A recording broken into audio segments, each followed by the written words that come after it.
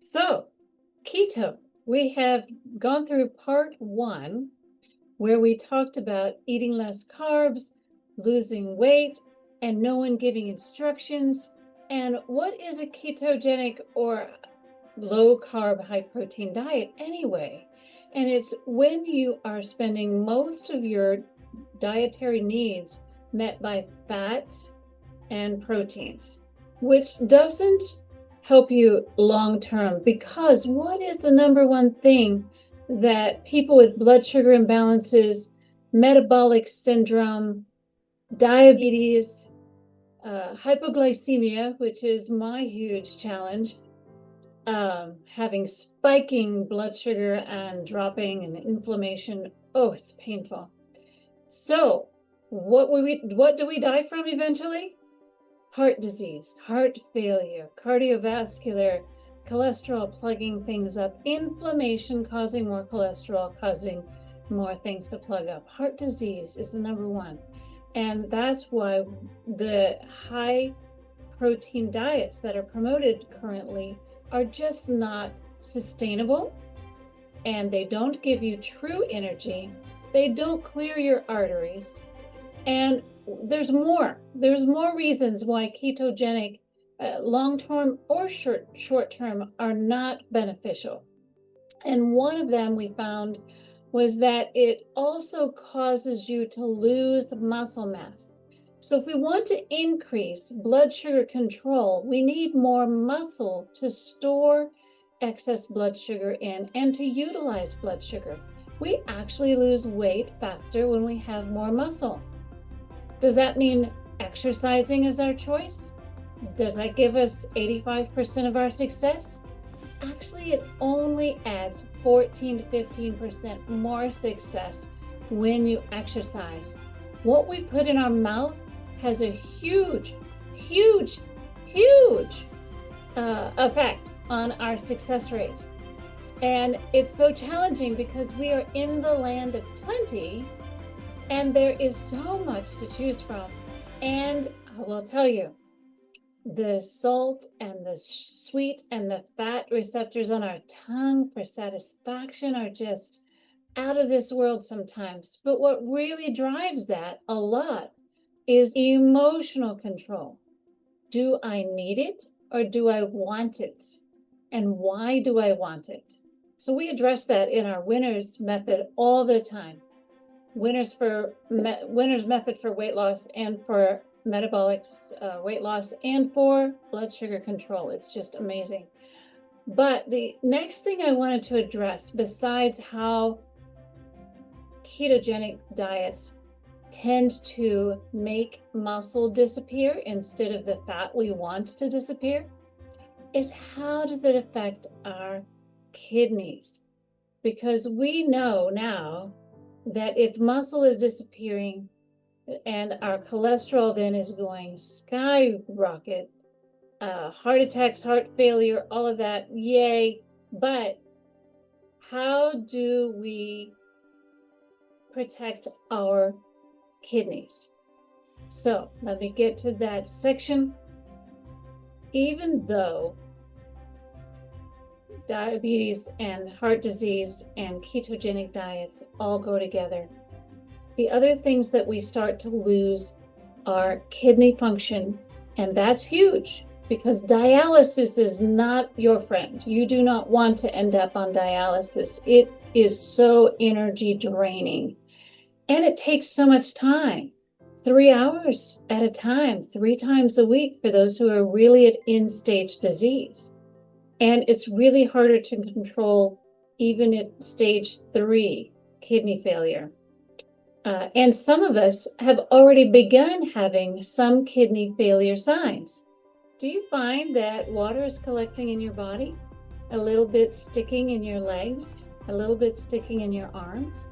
Those are early signs of kidney failure. Your kidneys don't yell at you.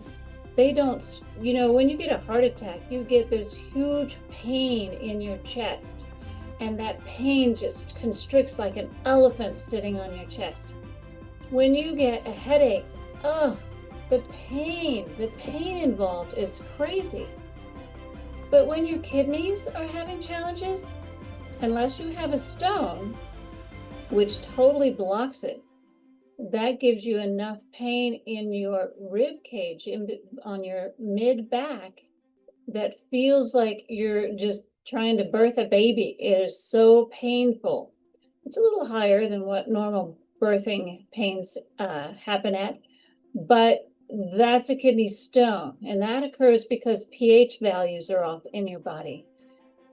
But for little blood vessels to clog up and break and not function for you, you don't see the signs happen overnight. They're not really punching you right in the back. They happen very slowly. You begin to crave more salt, matter of fact. One of my clients just started all of a sudden wanting Kentucky Fried Chicken and canned green beans and all these things that have a lot of salt in them. He had been a vegetarian before, mostly vegan, and it was surprising to see that craving occur. And when we have cravings, and that's another thing the Winner's Method addresses, we have cravings sometimes because either an organ is not working right or we're having a deficiency in our nutrition somewhere. So when our kidneys start failing, we begin to crave what our kidneys are not balancing. So if it's not balancing our minerals, our magnesium, our calcium, we may crave more foods that have that in there. Most of the time, it's the sodium imbalance, because sodium is so important to our nervous system, to our bone. Our bones contain 23% sodium content, which is kind of interesting that celery has the exact amount of sodium, hopefully you like celery, that your bones contain. And they're sort of shaped like a bone. But the sodium content is off balance when your kidneys can't flow like they need to. And when they begin to lose their tiniest filtrating blood vessels, tiny blood vessels, billions of tiny little blood vessels in a kidney, then you begin to crave salt that your body's not balancing. If you're on diuretics, medications that help to push water out of your body, then you also will probably crave sodium, potassium, because those medications drop those nutrients in your body or throw them off balance. And so creating balance is important. But when you lose your kidneys, you lose a lot of freedom. So if your legs are swelling, you had a little extra popcorn, your body is not removing water like it needs to, that's signs that kidneys are not keeping up with function. That's also an effect of ketogenic diets. And so we see that when we are trying to eat the low carb, high protein, high fat diets, it can throw off a lot of balance in your body. And it prevents us from being able to withdraw you from medications.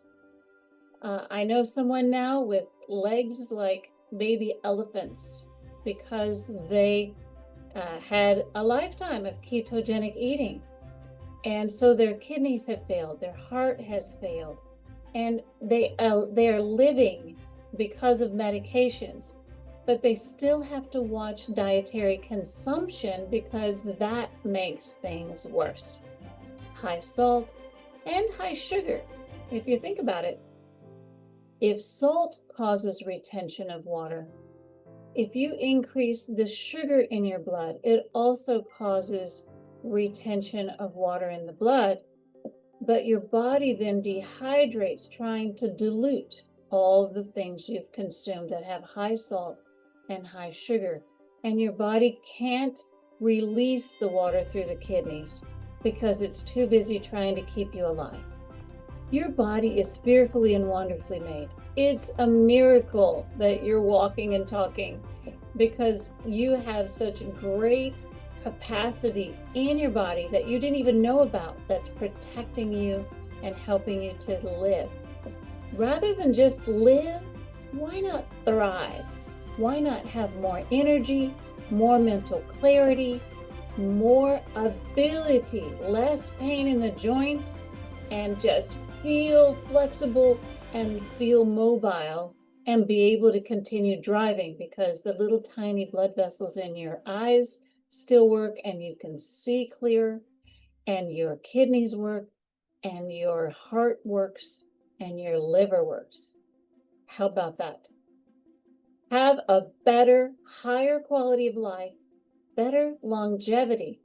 Who wants to live a long time in a wheelchair? Only if you have to. I apologize to those who are. But if you don't have to, because you have protected your legs from swelling like elephant legs, then hey, you're going to have a higher quality of life. The ability to walk around, see your grandchildren, even maybe get up from the floor. And I know that can be quite challenging when your joints are so sore. Let's improve our quality of life and have a more sustainable way of living this low glycemic index dietary, because 85% of your success is in your diet and what you consume and how you feed yourself to live. Okay, I will see you in the next video.